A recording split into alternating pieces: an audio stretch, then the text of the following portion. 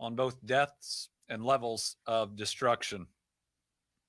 We lost lives in at least 8 counties, and at least 18 counties suffered damage.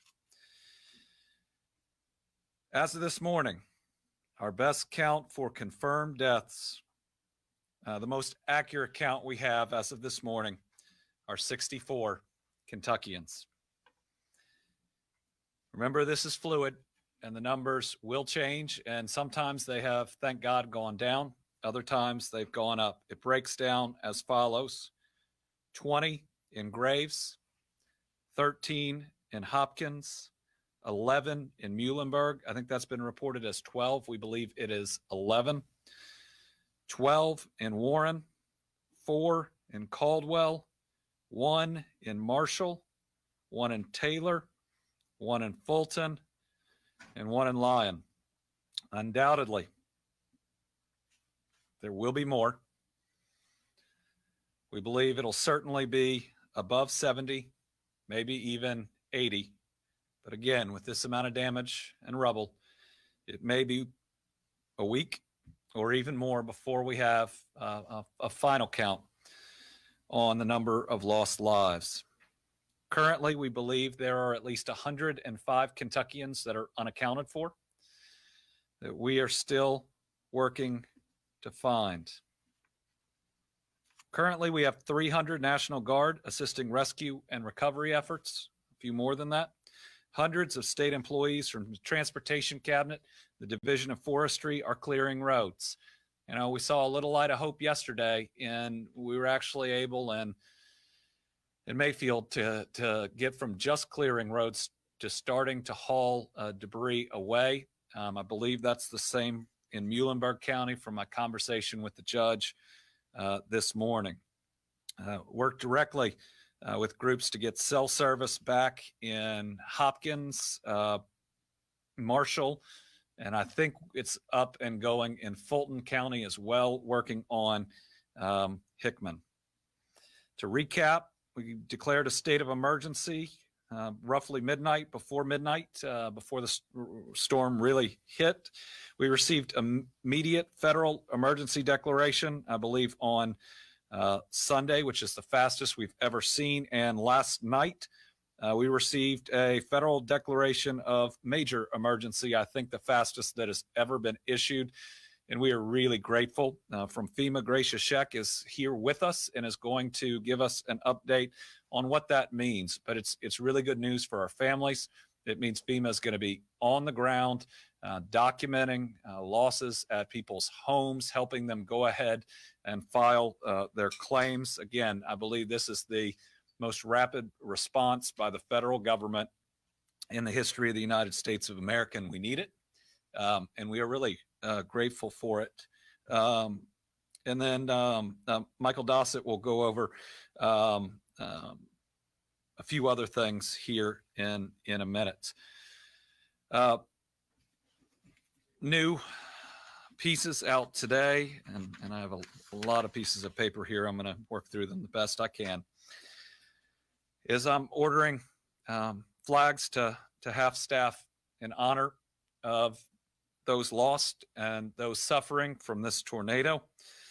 So all state office buildings will be lowered to half-staff for 1 week in honor of the Kentuckians who were killed and or severely impacted. So they should be lowered beginning at sunrise, Tuesday, December 14th, and remain so until sundown, Monday, December 20th. I'm asking businesses, other states to join us in the recognition of our Kentuckians who are struggling so badly.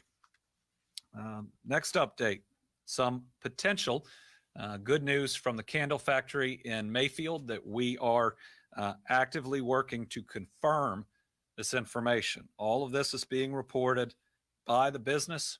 We pray that it is true, but we are working to confirm it.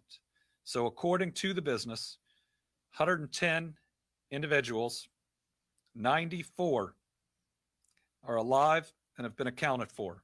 Again, we are working to confirm that. 8 are dead. We found 8 bodies, and 8 are missing. We feared much, much worse. And again, I pray that it is accurate. But with no phones, with 15 plus feet of wreckage that had a dozen backhoes trying to pull things off of it, there was no way at the time to know how many individuals made it out. So we very much hope that that is true. We have opened up our state parks for housing for impacted families. Pennyrile is already full. I think we have 100 plus adults and a lot of kids that are out there. We're going to guarantee at least 2 weeks of stay. There may be other options by the end of that, but we're not going to let any of our folks go homeless. We currently have distressed families at Kinlake and Kentucky Dam Village. Currently, we have some openings. I'm working with the county judge, Judge Perry in Graves County, to move people from a warming center or shelter to these rooms. We've got at least 58 rooms open at Kinlake. Kentucky Dam Village, we have 30 open. If we can get power to Lake Barkley, we'll open up about 50 more. We do need a little bit of help. We need some volunteers to help us staff the state park. It'll be things like washing dishes and washing clothes, but we could really use that help. So if you are looking for a place to be of assistance, you can contact Director Andy Cassett. His name's Andy, at 502-418-3581. His email, andy.cassett, KASITZ, at ky.gov. I hope he's flooded with calls and emails, and we can put as many people to work helping our people out as possible. Just a few more facts about those we've lost. 18 are still unidentified. Of the ones that we know, the age range is 5 months to 86 years, and 6 are younger than 18. Help keeps pouring in from all over the country. Thank you to everyone. We feel your love here in Kentucky. The Team Western Kentucky Tornado Relief Fund, now 31,279 donations, over $4 million raised into it thus far. Do we have the website? Those that would like to help us, that's teamwkyrelieffund.ky.gov. This is a fund associated with the state. We're going to be fully transparent on how it is spent. There will be no administrative fees taken out of it. All of it is going to go to help these families. Today, we're announcing the first expenditure from that. We're going to be providing $5,000 in burial expenses for each family that has lost a loved one. We're going to ask the funeral home or group helping out to not charge the families beyond that $5,000. We at least have to be able to grieve together, and no one's going to have to apply. We're going to work with our vital statistics group for everyone who's been identified, and we're going to work to reach out and contact those families directly.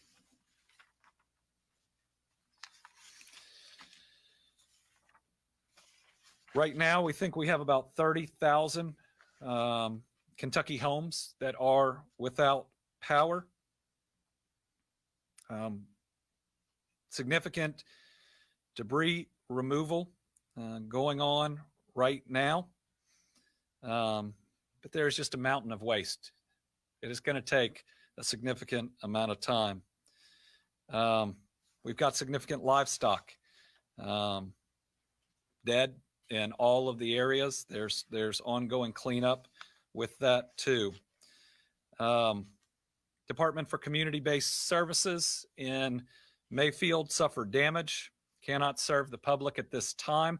A mobile unit is in process to get down there so it can provide those continuing needed services. Those that have needs for the Department for Community-Based Services can call 1-855-306-8959 or applying for help online through the Connect site. Walgreens in Mayfield is the only pharmacy that has been open. Starting today, Walmart plans to open for prescription fulfillment. This is in Mayfield. If you need a refill, it helps if you can bring your medication bottles. But the pharmacy recognized that you probably don't have them. So if you have a list of your medications, that would be helpful too. Mayfield Nursing and Rehab has been closed due to storm damage and will need to rebuild. All residents have been relocated.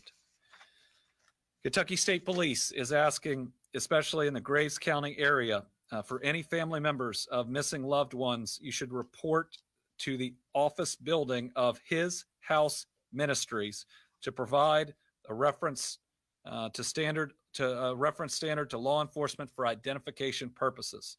It's located at 1250 KY 303 in Mayfield. Anybody who needs assistance in getting there, call 859-267-7775. Kentucky State Police is also using rapid DNA technology to assist in the identification of victims. So they're requesting any family members of missing loved ones to come to that same building to submit DNA so that they can match. Kentucky State Police is also working to verify the information on the candle factory. I know, like the folks in Western Kentucky, I'm not doing so well today, and I'm not sure how many of us are. I was working on getting the confirmed deaths this morning and realized I was writing on the back of notes that one of my kids took from school. And here's what it is. It's notes on inertia. It means that an object that's in motion will stay in motion. So we're going to keep putting one foot in front of the other and push through this. Everybody out there, get the help you need. Take care of yourself, and we'll continue to provide updates. To the people of Western Kentucky, we're not going anywhere. We're going to be with you today. We're going to be with you tomorrow, and we're going to be there with you to rebuild. This is one state of people that love one another. And I think everybody in Kentucky, but also everybody in the country is standing with you. And with that, I'll turn it over to Director Dossett.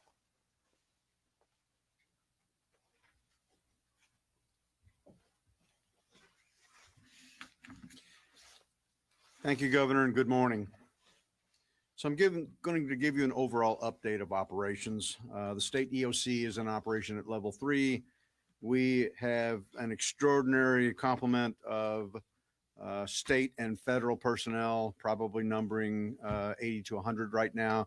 These folks will be on duty each day and every day, including the weekends, to answer the requests from our counties and to render assistance.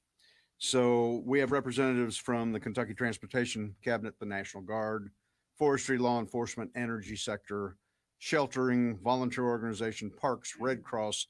We've established an aircraft command and control section for overflights to survey the damage. So now I'll go into some of the power numbers. And Governor, there's been some good news within the last 10 minutes. The numbers dropped again. We are literally at 28,531 outages as of this moment. This is a remarkable outcome when you look at the damage that has been impacted across our Commonwealth. So approximately 95% of potentially impacted power lines have been assessed. That's a big thing. In most of these events, the power companies can't get to the lines even to perform the assessments. So 95% have been completed. There's some bad news with the good news. There are still 29 transmission lines. These are the lines that feed from the power plants. If you recall, in the ice storm, you saw collapse of these massive towers that run across our state. We have had that, and the restoration will be weeks to months for these. So we'll have a small number that feed off these transmission lines that are still out. We have at least 97 power structures damaged. Several local power companies have extensive damage to their own distribution systems, and they're underway, certainly. Mutual aid crews from across other states are arriving daily. We have, and this is just an estimate of 3 companies, and we have a number of them, and I'll go through them. We have 8,000 power poles. These are the ones in your neighborhood that are down. They have to be dug, replaced, wire strung, so it's a massive effort. 8 of the most impacted local power companies: West Kentucky Rural Electric Cooperative, Lexington Electric, Nashville Electric, Memphis Light Gas and Water, Warren Rural Electric, Murray Electric, Bowling Green Municipality, and Mayfield Electric. So we have water systems also impacted. 3 systems currently not operational with 10,400 customers.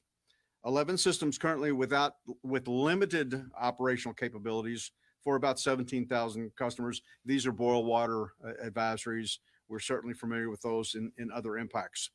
The division continues to coordinate with all municipal utilities. We are delivering generators as we speak.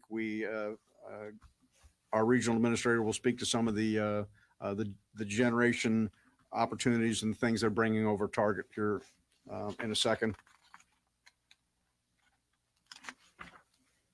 In Graves, in Mayfield, they're experiencing overload in some circuits, and that is to be expected because of the level of power that they're trying to restore.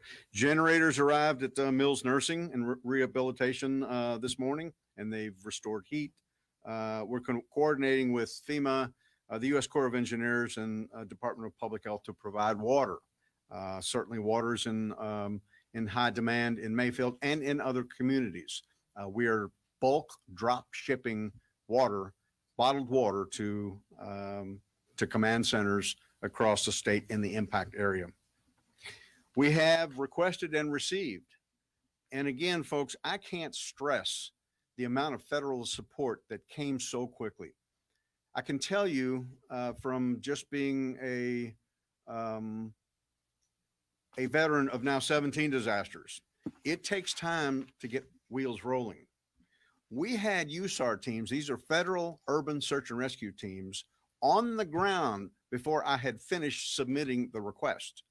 Gracious Sheck just overnight approved 3 additional USAR teams to do wide area searches. We're doing the known impact, and now we have to search all of the debris areas. The forward elements of those teams arrived last night when they were requested yesterday. So folks, pulling out all the stops. In Hopkins, we're assisting providing generation to Dawson Springs Independent School. That's a key issue. That was assessed last night, and we'll have something on the way. In Dawson Springs, obviously electric is still down and water is being reestablished. Verizon also set some mobile cellular units in place last night. So with that, restoration is ongoing. This again is not going to be a week or a month operation, folks. This will go on for years to come. This is a massive event, the largest and most devastating in Kentucky's history. And I'll close with saying the key here is our thoughts and prayers and our hearts go out to all of the victims, to all of the families, and to the families of those who are still missing. This is a horrific event, and prayers will help. Now I'll introduce Gracia Sheck. Gracia was with the governor and I yesterday as we again toured the area with the Secretary of DHS, Alejandro Mayorkas. It's always a challenge to pronounce the secretary's name. And also, Gracia's immediate boss, the FEMA administrator, Deanne Criswell. These were remarkable folks. I spent the day with them. The governor was with them. They get it and they care.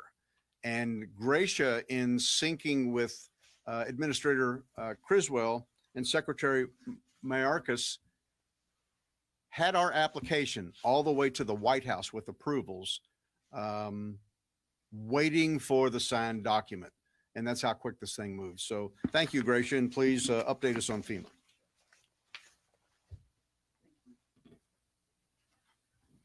Governor, Director Dossett, thank you. Yesterday meant so much to the secretary, to the administrator, to really see, and as they said, the pictures didn't do anything what we saw on the ground, and such an impact. And as Director Dossett said, our hearts and prayers and thoughts go to the families, for the families who lost loved ones, for the families who suffered such incredible damages from what we saw. And last night, as you heard, the president did declare a major declaration, and this included 8 counties, and I'll read those counties off. It is for Caldwell, Fulton, Graves, Hopkins, Marshall, Muhlenberg, Taylor, and Warren counties. And that's just the beginning.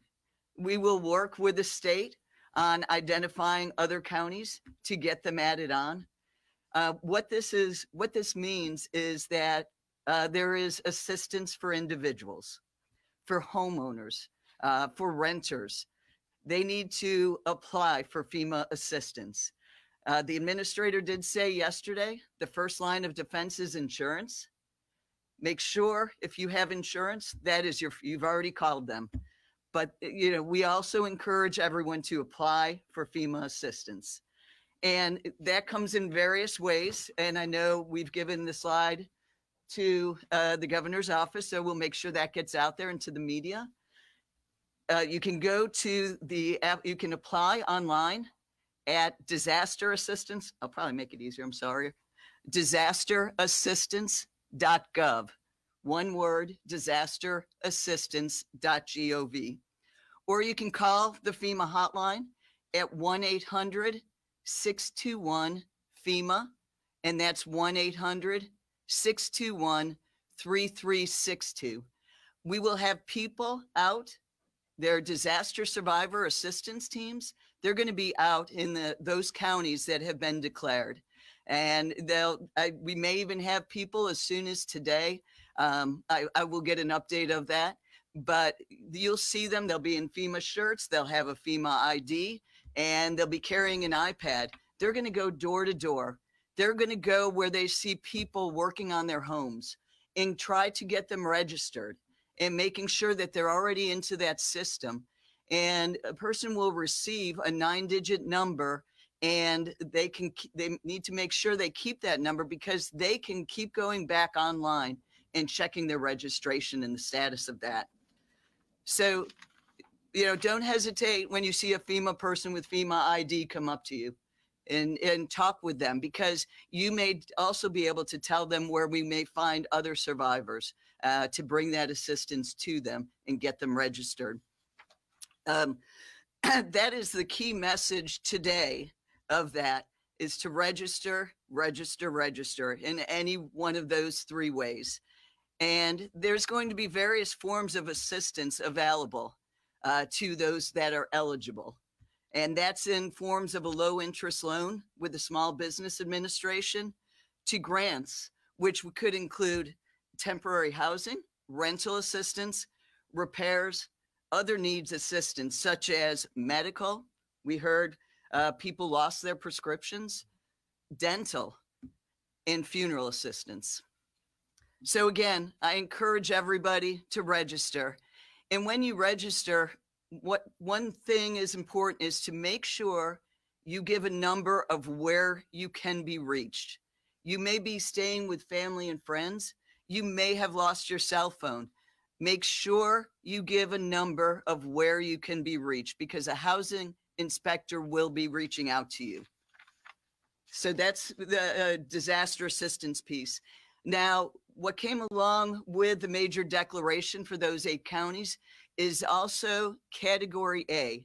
They were counties were already declared for Category B, which was emergency protective measures, overtime, things that you did in times of the storms for the police, the first responders, the vehicles they used, but also it was available for debris clearance, pushing debris off to the roadside. Now they have received debris, Category A, which is debris clearance or debris removal. That is the actual removal of debris that they may be eligible to be reimbursed up to 75% by the federal government. So I know we spoke about it yesterday. I encourage those public officials to document. We will have people out on the ground. We have FEMA people, Army Corps of Engineer people out on the ground doing debris surveys. They're linking up with the local entities to help guide them through what they need to do, but also looking at possibly private property debris removal, demolition. I know that's a lot of questions that are going to be asked. So we'd like to get those answers as quickly as possible so everything is done the right way so that it could be eligible. And then also we have subject matter experts looking at the water and wastewater systems to see what we can do for emergency repairs, because we know it's important to get those up and running. So we will be working with the locals and state. And again, all of this is in support of the state. They are locked tight with us. There's no shadows between us. So that's what we're doing. And as Director Dossett spoke about, yes, we have 4 urban search and rescue teams on the ground, one being at the candle factory, where the 3 others are in Graves County, and they're doing the primary and secondary searches. They've already begun those this morning. And you'll see mobile emergency response support vehicles supporting all of these field elements and the communities with communications and helping them in the short-term need for communications. We have housing experts on the ground today because that's a big question also.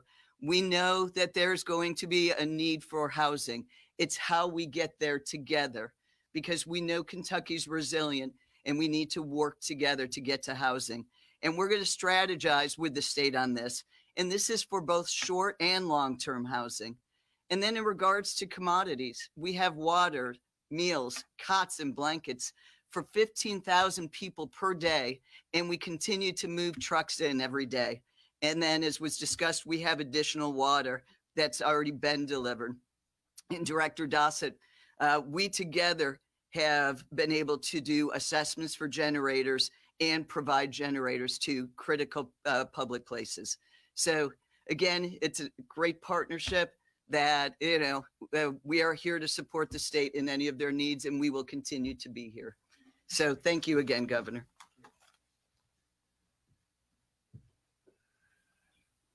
All right, we'll open it up to questions. We've got 5 that are here with us today, 5 journalists and others on the line. So we'll start with Georgia MacArthur.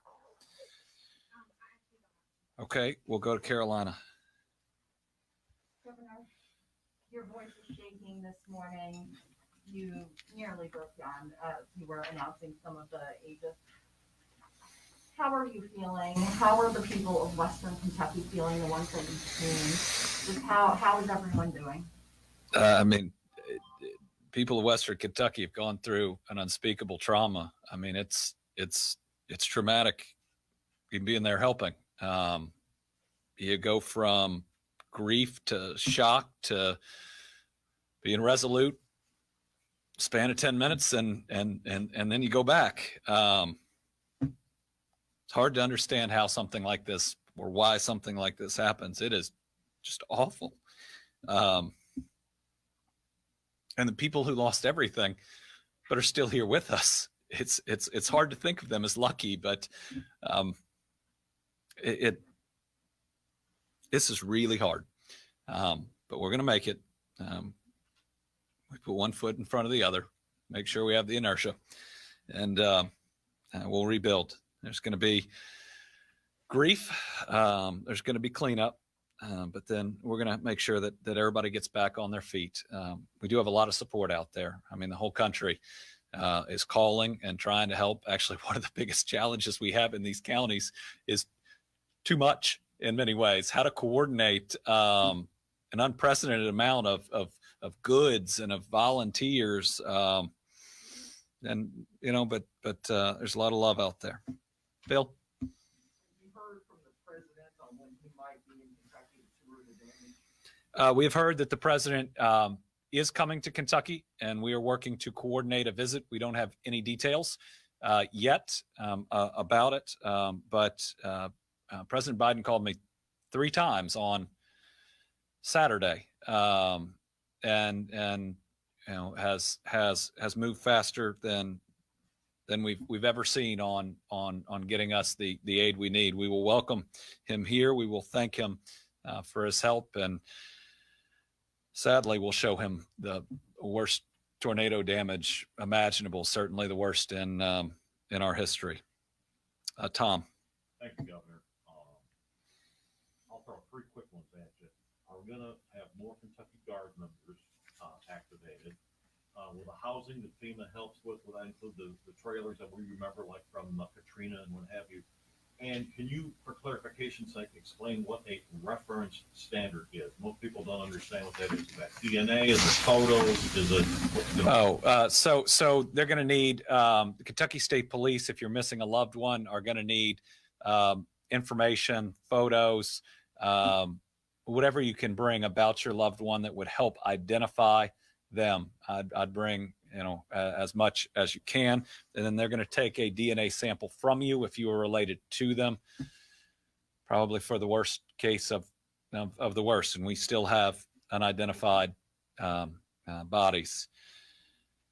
We will call out as many National Guard as are needed.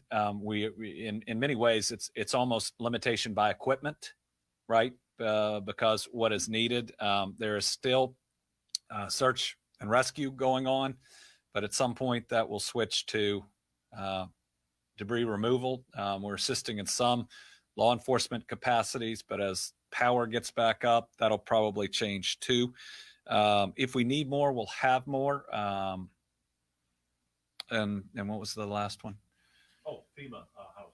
So FEMA housing is an ongoing conversation. We want to make sure that we get the most effective form. I think there's RVs. I think that there are, the type that you referenced. One thing FEMA's learned about us, though, is we take care of us. And people have opened up their homes already. And every time a house has power that comes back on, it's not just one family that's going to it. It's them and all their friends and maybe somebody they met just the day before. Kiati? Good morning.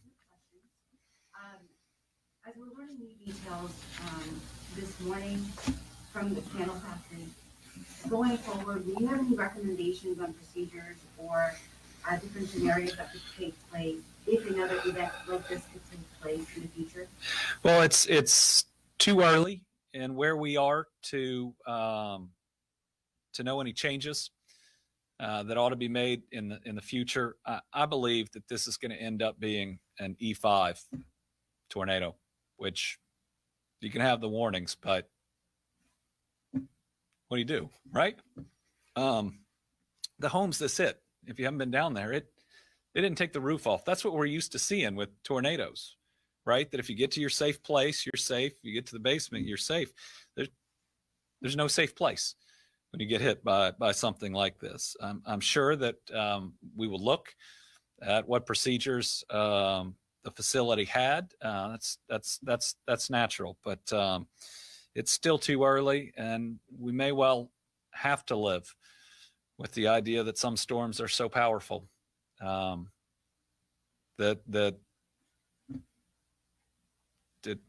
what we can do to protect ourselves is limited. I really hope the information is correct and is verified, because if 94 folks are safe and accounted for, that's the miracle we've been hoping for a couple of days. Very first place I went was that factory, and the 94 must have been folks that had left before, because it's hard to imagine surviving once it hit. Do you have one more? I do. Okay. Today, December 13th, 1 year ago, we watched vaccines arrive to Kentucky. Yeah. We're still in a pandemic while this crisis in Western Kentucky across the state is impacting us. 1 year later, just your thoughts right now with what's going on with Kentucky. It's hard.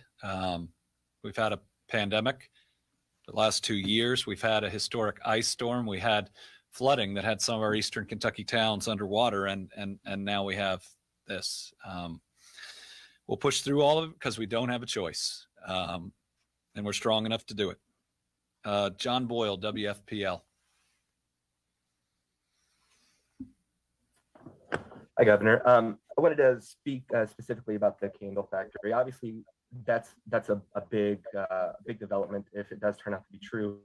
And I know you guys are working on confirming it, but I wanted to get a sense from you, how confident the state is in that information at this point in the process, and then a little bit of, I guess, specific details on the ways you guys are working through it to verify that this information is correct. So we're verifying the information. So I don't have a level of confidence yet. This is information provided directly by the company.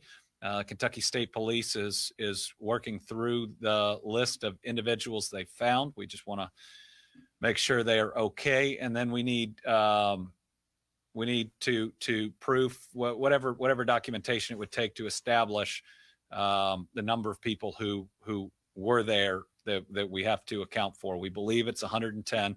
We just want to make sure. So I can't give you a level of confidence, but this is the information the company's providing, and so I want to provide it to the public, and very much hope that it's true. I think the company has also pledged to cover funeral expenses of their families. Jack Bramer from the Herald Leader. Governor, of the 64 people confirmed dead, do you know how many have been identified? And of the 105 Kentuckians unaccounted for, do you have a county by county breakdown of those folks? I don't have a county by county breakdown with me now. We will work on getting that. And remember, that's fluid because people have to report somebody as missing. So 18 of the 64, to my knowledge, are unidentified. So I'm not going to try to do math up here, but if you do the subtraction there, you'll get the identification. WDRB.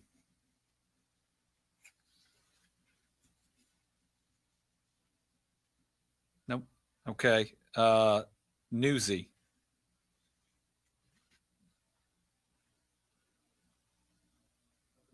Nope. Okay. Corinne Boyer. Hi, Governor. Your office put out a warning Friday afternoon about the weather that was to hit on Friday evening. Do we know what kind of warning people at the candle factory received?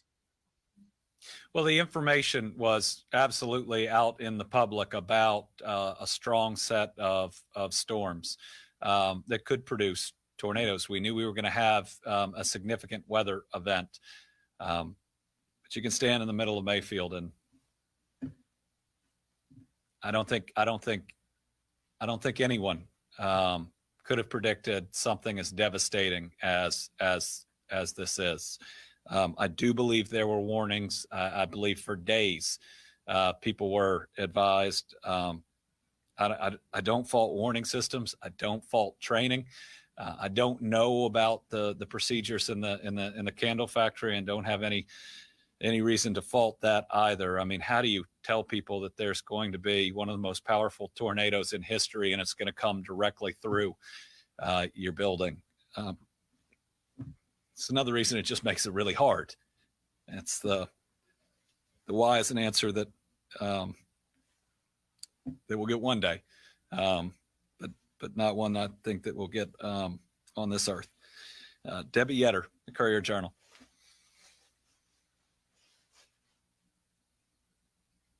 Hi, Governor. I'm here. I wanted to ask, in terms of the candle factory, have the owners been cooperating or coordinating with emergency authorities? And ultimately, whose responsibility is it for establishing the deaths? I presume they aren't the official person to do that. And finally, is the search and rescue still going on at the candle factory? And what are you all finding? So the owners made several contacts yesterday, including to my office. We put them in touch. We were standing in the room with the coordinators there on the ground. The company does know, or should know, right, who was there, who works for them, and so they're an integral part of being able to contact folks. And remember, you couldn't contact folks for a significant period of time. In fact, I was working with AT&T directly yesterday that got 3 different counties up that had been entirely out, and it's really hard to do search and rescue to help to communicate with each other without it. The Kentucky State Police is the group that's currently verifying the information, and once that's verified, it will become official. Again, really hope it's real. Remember, there's still if the company's information is correct, there's still at least 8 unidentified individuals. So that operation is continuing. Right now, it's pretty much 2 12-hour shifts. One Louisville and one Lexington are managing. They sent down some incredible folks, well trained for it. They're coordinating with Mayfield's fire chief. Both fire chief and the police chief in Mayfield are doing a phenomenal job. Police chief talked yesterday about how he had to take time to figure out which of his officers have homes anymore, that they'd been running for 36 hours before they could breathe and say, do you have any place to go home to rest? But the fire chief specifically wanted to thank Lexington and Louisville, and so many others out there. But the mayors of both those towns have reached out, have said, what do you need? Put them in direct contact with others. But everybody out there, I mean, when I was in Dawson, most of the volunteers were from Madisonville, which had been spared and had come to help. Jen Bellissimo from Fox 17.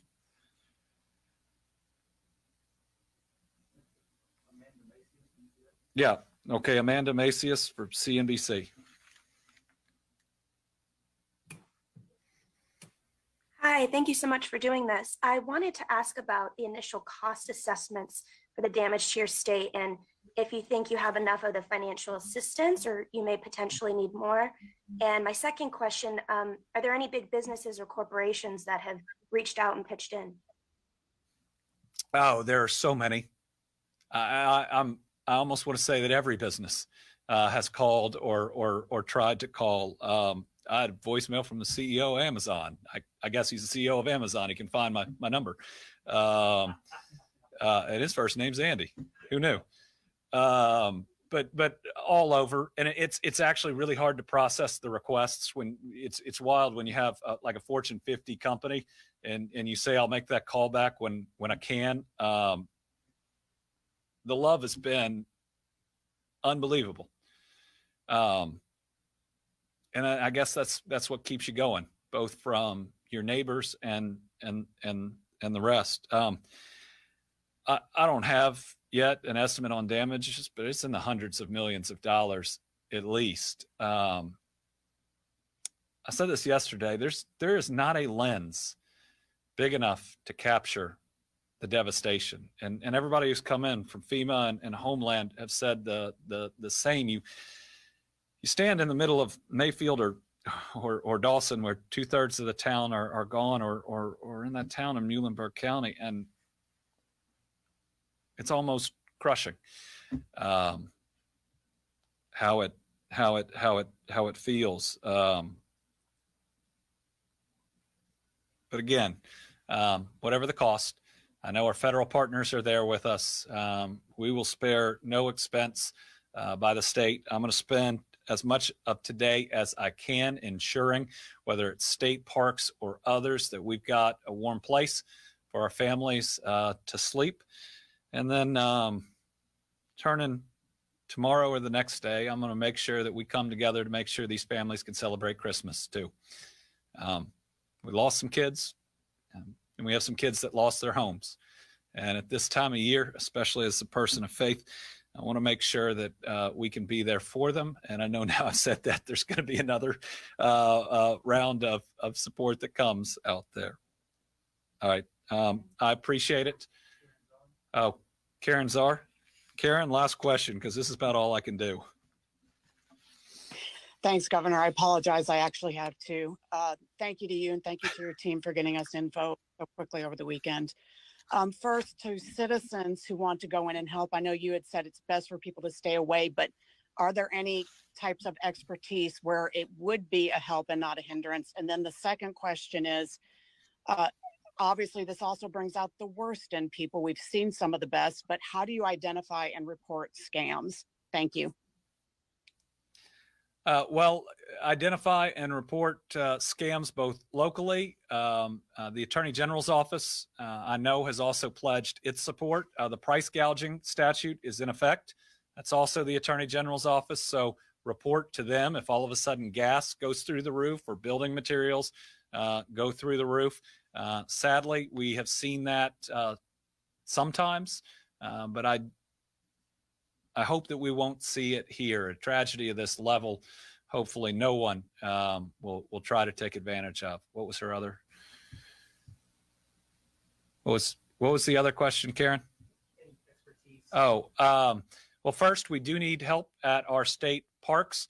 And, that doesn't take any expertise at all, just chipping in and helping to do the things that support these families.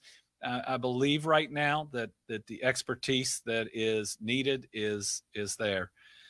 All right. To all our folks in Western Kentucky, stay strong. To the rest of Kentucky, if it hurts, it's because you care. To all of you, we love you. We're going to be with you today, tomorrow, and in the years to come.